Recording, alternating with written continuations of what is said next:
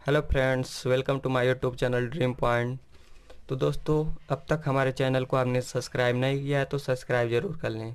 तो दोस्तों, जैसा कि हम पिछले वीडियो में चैप्टर 1 शुरू किए थे और उसमें हम कुछ टॉपिक पढ़ चुके थे, जैसे कूलाम का नियम था, वैद्युत क्षेत्र की तीव्रता, बिंदु आवेश के कारण उत्पन्न वैद्युत क्षेत्र की तीव्रता, वैद्युत द्विध्रुव आघूर्ण, ये सब टॉपिक पढ़ चुके थे। तो दोस्तों, आज हम पढ़ने वाले हैं वैद्युत द्विध्रुव के कारण अच्छी स्थिति में वैद्युत क्षेत्र की तीव्रता। तो जो वैद्युत द्विध्रुव है उसके कारण हम अच्छी स्थिति में, एक्सियल स्थिति में, मतलब एक्सियल पॉइंट पर हमको क्या निकालना है, एक्सियल पोजीशन में हमको क्या निकालना है, वैद्युत क्षेत्र की तीव्रता। तो इसके लिए हम मान लेंगे कि माना एक वैद्युत द्विध्रुव ए बी है, देख लीजिए ए और बी किसी ऐसे माध्यम में स्थित है जिसका परावैद्युतांक के है, ऐसे माध्यम में स्थित है जिसका परावैद्युतांक क्या है, के है। द्विध्रुव दो आवेशों प्लस क्यू तथा माइनस क्यू आवेश से मिलकर बना है, माइनस क्यू आवेश और प्लस क्यू आवेश से मिलकर बना है, जिनके बीच की अल्प दूरी 2l है और इनके बीच की अल्प दूरी b से a के बीच दूरी हम देख सकते हैं क्या है, 2l है। तो हमको द्विध्रुव के कारण बिंदु P पर हमको वैद्युत क्षेत्र की तीव्रता ज्ञात करनी है। मान लीजिए इसका मध्य बिंदु O है, जब मध्य बिंदु इसका O होगा तो B से O की दूरी क्या होगी, L होगी, और O से A की दूरी क्या होगी, L होगी, क्योंकि यह O जो है इसको दो बराबर भागों में बांट दे रहा है। तो 2l का आधा क्या होगा, L और L जोड़ेंगे तो क्या हो जाएगा, 2l। मान लीजिए इसके मध्य बिंदु से P की दूरी क्या है, R है, इसके O से P की दूरी क्या है, R है। तो A से P की दूरी क्या होगी, R माइनस L, क्यों होगी, क्योंकि यह पूरी दूरी R है और इसमें से इतना दूरी घटा दें तो इतना दूरी क्या हो जाएगा, हमारा निकल जाएगा, तो R माइनस L हो जाएगा। और बिंदु B से P की दूरी क्या होगी, R प्लस L, क्यों होगा, क्योंकि यहाँ से लेकर यहाँ तक की दूरी R है और यहाँ से लेकर यहाँ तक की दूरी L है। तो दोनों दूरियों को जोड़ देंगे तो क्या हो जाएगा, R प्लस L। तो प्लस क्यू आवेश के कारण बिंदु P पर वैद्युत क्षेत्र की तीव्रता। तो प्लस क्यू आवेश के कारण बिंदु P पर वैद्युत क्षेत्र की तीव्रता, इस आवेश के कारण P पर वैद्युत क्षेत्र की तीव्रता हमको निकालना है। तो हम किसी बिंदु आवेश के कारण किसी बिंदु पर वैद्युत क्षेत्र की तीव्रता वाला फार्मूला हम लोग कल पढ़ चुके हैं। इसका फार्मूला क्या होता है, E बराबर 1/4πε0 के into Q upon R square. तो यहाँ पर वही सूत्र हम अप्लाई कर देंगे। तो ई ए बराबर क्या हो जाएगा, ए के कारण हम लोग निकालना है तो क्या हो जाएगा, ई ए। तो ई ए बराबर हो जाएगा 1/4πε0 के, आवेश क्या है, क्यू, तो क्यू हो जाएगा। और इसके बीच की दूरी क्या है, ए से पी की दूरी क्या है, आर माइनस एल, तो दूरी का क्या हो जाएगा, स्क्वायर हो जाएगा, तो आर माइनस एल पे स्क्वायर। लेकिन इसकी दिशा किधर होगी, वैद्युत क्षेत्र की तीव्रता किधर होगी, तो आवेश हम देखेंगे, आवेश क्या है, पॉजिटिव है या निगेटिव है, पॉजिटिव है। तो जब आवेश पॉजिटिव होता है तो वैद्युत क्षेत्र की तीव्रता जो होती है बाहर की ओर होती है। हम लोग ध्यान देंगे कि जब पॉजिटिव आवेश रहेगा, मतलब धनात्मक आवेश रहेगा, तो उसकी वैद्युत क्षेत्र की तीव्रता जो होगी वह बाहर की होगी और ऋणात्मक होगा तो अंदर की होगी। जैसा कि हम देख सकते हैं प्लस क्यू आवेश के कारण तीव्रता जो है बाहर की ओर ई है और माइनस क्यू आवेश के कारण जो तीव्रता ई बी है वह अंदर की ओर है। तो देख सकते हैं ए टू पी, मतलब ए से पी की ओर इसकी दिशा है, ई ए की दिशा। अब देखेंगे हम माइनस क्यू आवेश के कारण, तो माइनस क्यू आवेश के कारण क्या होगा, माइनस क्यू आवेश के कारण बिंदु पी पर वैद्युत क्षेत्र की तीव्रता। तो माइनस क्यू आवेश के कारण मान लीजिए ई बी है, तो ई बी बराबर क्या हो जाएगा, 1/4πε0 के into Q upon R plus L square. R plus के एल क्यों हुआ है, क्योंकि बी से पी की दूरी क्या है, आर प्लस एल है, तो इसलिए क्या हो जाएगा, आर प्लस एल पे होल स्क्वायर। लेकिन इसकी दिशा किधर होगी, पी टू बी, मतलब पी से बी की ओर होगी, पी से बी की ओर होगी। अब हमको बिंदु P पर परिणामी तीव्रता निकालना है। तो परिणामी तीव्रता हम कैसे निकालेंगे, पहले वाले तीव्रता में से दूसरी वाली तीव्रता को घटा देंगे। क्यों घटाएंगे, क्योंकि E1 जो है बड़ा है, मान लीजिए ये है और यह EB है, तो EA क्या है, बड़ा है, और EB क्या है, छोटा है। क्यों है, क्योंकि बिंदु ए के कारण, मतलब प्लस क्यू आवेश के कारण जो तीव्रता निकाल रहे हैं वह अधिक होगा। क्यों होगा, क्योंकि इसके बीच की दूरी कम है। जो तीव्रता होती है वह किस पर निर्भर करती है, दूरी पर निर्भर करती है। तो इसकी दूरी क्या है, कम है, तो इसकी तीव्रता अधिक होगी। क्यों होगी, क्योंकि यह व्युत्क्रमानुपाती होता है, दूरी के व्युत्क्रमानुपाती होता है, इसलिए जब दूरी कम होगा तो तीव्रता अधिक होगा, और दूरी अधिक होगा तो तीव्रता कम होगा। तो ई की तीव्रता अधिक होगी और ई बी की तीव्रता कम होगी, तो हम ई ए माइनस ई बी कर देंगे। तो दोस्तों बाकी हम देखते हैं कैसे होगा। मान लीजिए ई बराबर क्या हो गया, ई ए माइनस ई बी। ई ए बराबर हम कितना निकाले थे, 1/4 पाई एप्सिलॉन 0 के into Q upon R minus L पे whole square minus 1/4 pi epsilon 0 के into Q upon R plus L पे होल स्क्वायर। अब इसके आगे हम लोग सॉल्व करेंगे तो इसमें से हम लोग कामन ले सकते हैं। क्या कामन ले हो जाएगा, 1/4 पाई एप्सिलॉन 0 के इंटू क्यू कामन ले सकते हैं, तो क्या बचेगा 1/r माइनस एल पे whole square minus 1/r plus L पे होल स्क्वायर।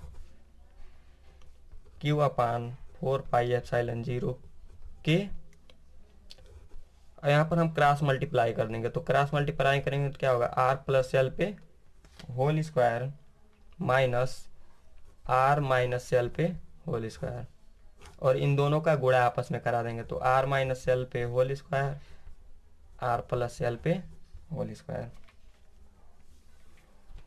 तो आगे क्या होगा, क्यू अपान 4 पाई एप्सिलॉन 0 के, इसको सॉल्व करेंगे तो क्या हो जाएगा, R square plus L square plus 2 RL minus, यहाँ पर मझला कोष्टक लगा देंगे, तो क्या हो जाएगा R square plus L square minus 2RL।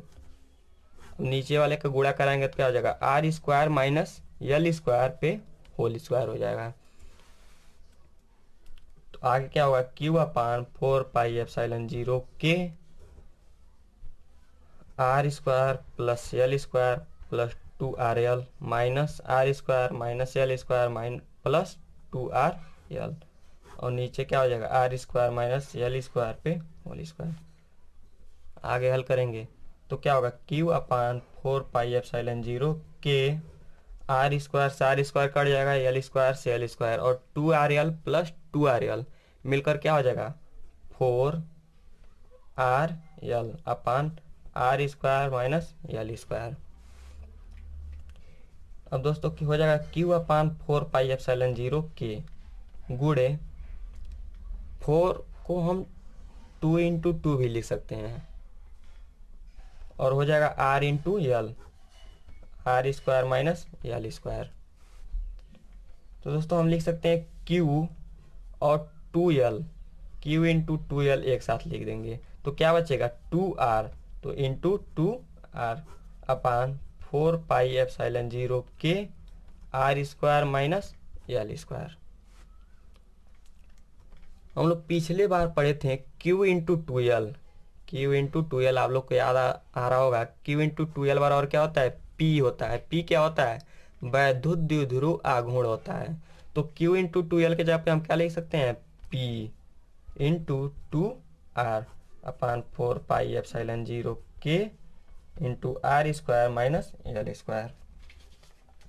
तो दोस्तों अब हम एक कंडीशन यहाँ पर अप्लाई करेंगे। कंडीशन क्या है, अगर मान लिया जाए यल जो है आर से बहुत ही छोटा है, तो दोस्तों इस स्थिति में क्या होगा, L less than R, L less than R, तो यल जो होगा आर से बहुत ही छोटा होगा, तो यल स्क्वायर भी क्या होगा, आर स्क्वायर से बहुत ही छोटा होगा। इसका मतलब क्या हुआ, यल जो है क्या हुआ, नगण्य, मतलब 0 के बराबर है, किसके तुलना में, आर स्क्वायर के तुलना में या आर के तुलना में। तो हम लोग क्या लिख सकते हैं, यल स्क्वायर के जगह पे 0 लिख सकते हैं। तो ई बराबर, अब हमारा नया सूत्र क्या होगा, 1/4 पाई एप्सिलॉन 0 के इंटू ऊपर क्या आया था 2PR, नीचे था R square minus L square पे होल स्क्वायर, तो एल स्क्वायर के जहाँ पे क्या हो जाएगा, शून्य हो जाएगा, तो आर स्क्वायर पे होल स्क्वायर। तो ई बराबर अब क्या हो जाएगा 1/4 पाई एप्सिलॉन 0 के इंटू 2PR अपान आर पे 4, आर से आर कट जाएगा, तो क्या बचेगा, E/1/4πε0 इंटू 2p, नीचे क्या बच जाएगा RQ। यही हमारा क्या हो जाएगा, फार्मूला हो जाएगा। E/1/4πε0 के इंटू 2p/RQ। जैसा कि आप लोग देख सकते हैं, यदि L लेस देन R, मतलब बहुत ही छोटा है R से, तो L² का मान R² की तुलना में नगण्य होगा। E बराबर क्या हो जाएगा 1/4πε0 के, और L² के जहाँ पे हम क्या लिख देंगे, शून्य लिख देंगे, तो R² में से L0 घटाएंगे तो R² बच जाएगा। तो R पे 4, R से R कट जाएगा, तो यही हमारा फार्मूला आ जाएगा। दोस्तों इसके आगे हमारा वैद्युत द्विध्रुव के कारण निरक्षीय स्थिति में, द्विध्रुव के कारण निरक्षीय स्थिति में वैद्युत क्षेत्र की तीव्रता। इसके पहले हम लोग पढ़े थे अक्षीय स्थिति में, मतलब एक्सियल पोजीशन में। अब हम इंटेंसिटी इक्वेटोरियल पोजीशन पे अब हम लोग निकालने वाले हैं। इलेक्ट्रिक फील्ड की इंटेंसिटी हम कहाँ पर निकालेंगे, इक्वेटोरियल पोजीशन पर, मतलब निरक्षीय स्थिति में हम निकालेंगे। तो इसके लिए हम लोग मान लेंगे कि माना एक वैद्युत द्विध्रुव ए बी है, दो बिंदु आवेशों प्लस Q तथा माइनस Q से मिलकर बना है, जिनके बीच की दूरी क्या है, 2L है। वैद्युत द्विध्रुव के परावैद्युतांक के माध्यम में स्थित है। वैद्युत द्विध्रुव के निरक्षीय स्थिति में द्विध्रुव के केंद्र O से R दूरी पर बिंदु P पर हमें वैद्युत क्षेत्र की तीव्रता ज्ञात करनी है। मान लीजिए इसका मध्य बिंदु O है, यहाँ से हमको R दूरी पर बिंदु P पर हमको क्या निकालना है, वैद्युत क्षेत्र की तीव्रता निकालना है। तो कैसे निकालेंगे देखिए आप लोग। मान लीजिए यहाँ पर देखते हैं, मान लीजिए एक द्विध्रुव है B और A, यहाँ पर इसका मध्य बिंदु O है, तो पूरा दूरी यहाँ से यहाँ तक का क्या होगा, L होगा, 2L होगा। और इसके मध्य बिंदु से B की दूरी क्या होगी, L होगी, और O से A की दूरी क्या होगी, L होगी। हमको इसके निरक्षीय स्थिति में बिंदु P पर, जो O से कितनी दूरी पे है, R दूरी पर है, जो O से कितनी दूरी पर है, R दूरी पर है, हमको यहाँ पर वैद्युत क्षेत्र की तीव्रता निकालनी है। तो कैसे निकालेंगे, तो सबसे पहले A के कारण निकालेंगे, तो A से P की दूरी हमको निकालना होगा। तो A से P की दूरी हम कैसे निकालेंगे, यहाँ से यहाँ तक की दूरी और B से A की दूरी क्या होगी। तो यहाँ पर इतना दूरी क्या है, R है, और यह दूरी क्या है, L है। मान लीजिए यहाँ से यहाँ तक का कोण क्या होगा, 90 डिग्री होगा। तो यह क्या हो जाएगा, लंब हो जाएगा, यह क्या हो जाएगा, आधार हो जाएगा। तो यह क्या हो जाएगा, 90 डिग्री के सामने वाला जो भुजा होता है वह क्या होता है, कर्ण होता है। तो कर्ण बराबर सूत्र होता है L² बराबर, मान लीजिए यह क्या होगा, R² प्लस L²। मान लीजिए यह K है, तो K² बराबर क्या हो गया, R² प्लस L²। तो K बराबर क्या हो जाएगा, कर्ण में R² प्लस L²। तो यह दूरी क्या हो जाएगा, R² प्लस L²। लेकिन जितनी दूरी A से P की है उतनी ही दूरी B से P की भी होगी। कैसे होगी, मान लीजिए आधार है, तो आधार का स्क्वायर करेंगे तो L², और यह लंब है तो लंब का स्क्वायर करेंगे तो R², और इसका कर्ण लेंगे तो क्या होगा, L² R²। मतलब दोनों दूरी क्या है, बराबर है। तो यहाँ पर भी क्या हो जाएगा, L² प्लस R²। अब देखिए दोस्तों, सबसे पहले हम किसके कारण निकालेंगे, प्लस Q आवेश के कारण। आप लोग चित्र को समझ चुके होंगे। अब आगे देखिए, प्लस Q आवेश के कारण बिंदु P पर वैद्युत क्षेत्र की तीव्रता है। जो प्लस Q आवेश है बिंदु A पर, इसके कारण बिंदु P पर वैद्युत क्षेत्र की तीव्रता हम निकालेंगे। तो कैसे निकालेंगे, तो निकलेगा EA बराबर क्या होगा, 1/4πε0 K इंटू Q। आवेश क्या है, Q है, तो Q हो जाएगा। और इसके P से A की दूरी क्या है, हम निकाल चुके हैं, कर्ण में R² प्लस L²। तो कर्ण में R² प्लस L² का होल स्क्वायर हो जाएगा। तो ये बराबर क्या होगा, 1/4πε0 के कर्ण में R² प्लस L² का वर्ग करेंगे तो क्या हो जाएगा, कर्ण हट जाएगा, तो R² प्लस L²। अब यह ध्यान देंगे कि हम यह पॉजिटिव है या निगेटिव है। पॉजिटिव है तो पॉजिटिव रहेगा, तो वैद्युत क्षेत्र की तीव्रता किधर होगी, बाहर की ओर होगी। तो इसकी तीव्रता किधर होगी, A से P की ओर होगी। तो A से P की ओर A to P। अब माइनस Q आवेश के कारण, तो माइनस Q आवेश के कारण बिंदु P पर वैद्युत क्षेत्र की तीव्रता, तो माइनस क्यू है, इसके कारण मान लीजिए बिंदु बी है, तो बिंदु बी के कारण वैद्युत क्षेत्र की तीव्रता पी पे क्या होगी, ई बी बराबर 1/4πε0 के into Q upon R plus L पे होल स्क्वायर, क्योंकि यह भी दूरी उतना ही है कड़ी में R square plus L square, जितना दूरी यह है उतना ही दूरी यह भी है। तो यहाँ पर क्या हो जाएगा, ई बी बराबर 1/4πε0 के into Q upon R square plus L square, क्योंकि यह कण ही हट जाएगा जब इसका वर्ग करेंगे तो। लेकिन इसकी दिशा किधर होगी, इसकी दिशा किधर होगी, पी टू बी होगी, पी से बी की ओर होगी। इसकी दिशा किधर होगी, पी से बी की ओर होगी, अंदर की ओर होगी। क्यों होगी, क्योंकि यह जो आवेश दिया गया वह क्या है, ऋणात्मक आवेश है। अब बिंदु P पर परिणामी तीव्रता हम कैसे निकालेंगे, E बराबर यहाँ पर परिणामी तीव्रता कैसे निकालेंगे, E बराबर हो जाएगा E1 cos theta plus E2 cos theta. यह कैसा है हम लोग आप लोग को समझा दे रहे हैं। मान लीजिए यह जो तीव्रता है अंदर की ओर है और यह तीव्रता किधर है, बाहर की ओर है। जो बिंदु A के कारण तीव्रता निकल रहा है वह किधर है, बाहर की ओर है, और यह क्या है, EA है। और जो EB B के कारण तीव्रता है वह किधर है, अंदर की ओर है, और यह क्या है, EB है। और इतने को हम बाहर लेकर आएंगे। मान लीजिए यह क्या है, EA है, और यह क्या है, EB है। यहां पर एक रेखा खींच देंगे और इसका परिणामी क्या होगा, दोनों के बीच अगर देखा जाए तो इन दोनों के बीच 90 अंश का कोण बनेगा, 90 डिग्री का कोण बनेगा। ध्यान दीजिएगा आप लोग, इन दोनों के बीच कितने अंश का कोण बनेगा, 90 अंश का। तो यह EA हो गया और यह EB हो गया, तो इसका परिणामी किधर होगा, ठीक बीच में होगा। इसका परिणामी किधर होगा, ठीक बीच में। अगर ध्यान दिया जाए यह क्या है, रिजल्टेंट, यह क्या है, रिजल्टेंट है, यह भी क्या है, रिजल्टेंट है, पर मतलब परिणामी तीव्रता दोनों है। यह ए का परिणामी है और यह बी का परिणामी है, हमें दोनों का परिणामी निकालना है। तो कोई भी परिणामी तीव्रता होता है उसके दो कंपोनेंट होते हैं, पहला होता है वर्टिकल, एक होता है हॉरिजॉन्टल। तो हॉरिजॉन्टल कंपोनेंट क्या होता है, cos थीटा होता है, और वर्टिकल जो होता है वह क्या होता है, sin थीटा होता है। तो इसका वर्टिकल क्या हो जाएगा, EA sin थीटा, और इसका क्या हो जाएगा, EA cos थीटा। और EB का देखेंगे तो EB का वर्टिकल क्या होगा, EB sin थीटा, और इसका हॉरिजॉन्टल देखेंगे तो क्या होगा, EB cos थीटा। और ये इन्हीं दोनों को हम जोड़ देंगे तो इसका क्या निकल जाएगा, परिणामी तीव्रता E निकल जाएगी। तो E बराबर हमारे परिणामी तीव्रता क्या होगा, EA cos theta plus EB cos theta.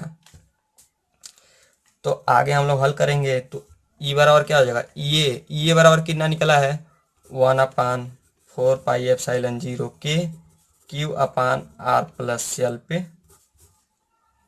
Are square plus L square पे, बस इतना ही है। तो EB का मान कितना निकला था, cos थीटा हम कॉमन ले लेंगे इसमें से, cos थीटा क्या कर लिए, कॉमन ले लिए, तो 1 अपान, यहाँ पर भी क्या हो जाएगा, 1/4πε0 के Q upon R square plus L square. दोनों चीज बराबर है तो इन दोनों को क्या कर देंगे, जोड़ देंगे। तो E बराबर क्या हो जाएगा, 2Q 4πε0 के R square plus L square, और cos थीटा क्या हो जाएगा, बाहर ही रहेगा। अब दोस्तों यहाँ पर cos थीटा क्या है, अब हम लोग की बात आ गई कि cos थीटा क्या है। तो cos थीटा हम कैसे निकालेंगे, cos थीटा हम यहाँ से निकाल सकते हैं। तो cos थीटा बराबर क्या होता है, cos थीटा बराबर क्या होता है, आधार बटे कण होता है। तो cos थीटा बराबर होता है आधार बटे कण। तो आधार इसमें क्या है, आधार क्या है, L है, और कण क्या है, कणी में R square plus L square. हम कहाँ से निकाले हैं, त्रिभुज POA में देख सकते हैं, cos थीटा बराबर लगाएंगे तो क्या होगा, cos थीटा बराबर क्या होगा, L अपान कणी में R square plus L square. तो यही मान हम इसमें रख सकते हैं। तो E बराबर क्या हो जाएगा, 2Q अपान 4πε0 के R square plus L square. cos theta का मान कितना है, L upon R square plus L square.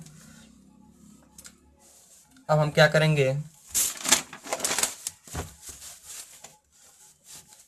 इसको अब हम लोग लिख सकते हैं E बराबर Q इंटू 2L। नीचे क्या हो जाएगा 4 पाई एप्सिलॉन 0 के R square plus L square.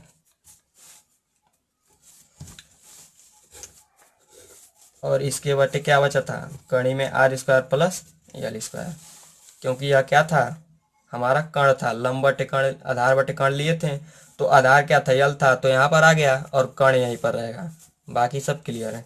तो ई बराबर क्या हो जाएगा क्यू इंटू टू एल बराबर हम यहाँ पर क्या लिख सकते हैं पी लिख सकते हैं। तो यहाँ पर क्या हो जाएगा 4 पाई एप्सिलॉन 0 के R square plus L square. कणी में R square plus L square को हम लिख सकते हैं R square plus L square पे 1/2 लिख सकते हैं हम लोग।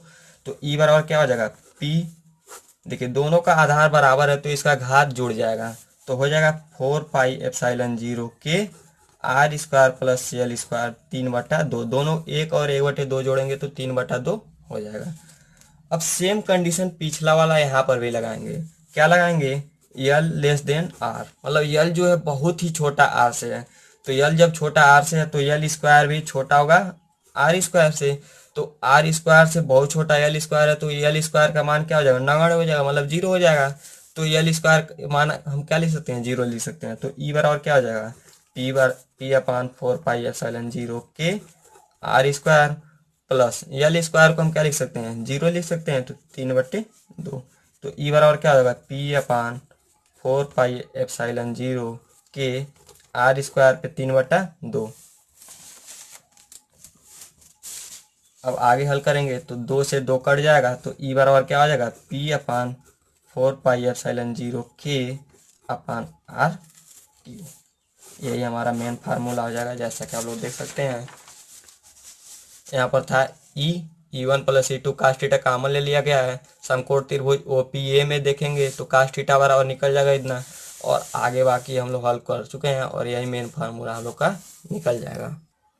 दोस्तों अगला टॉपिक है एक समान वैद्युत क्षेत्र में रखे वैद्युत द्विध्रुव पर कार्यरत बल युग्म आघूर्ण torque acting on electric dipole placed in a uniform electric field.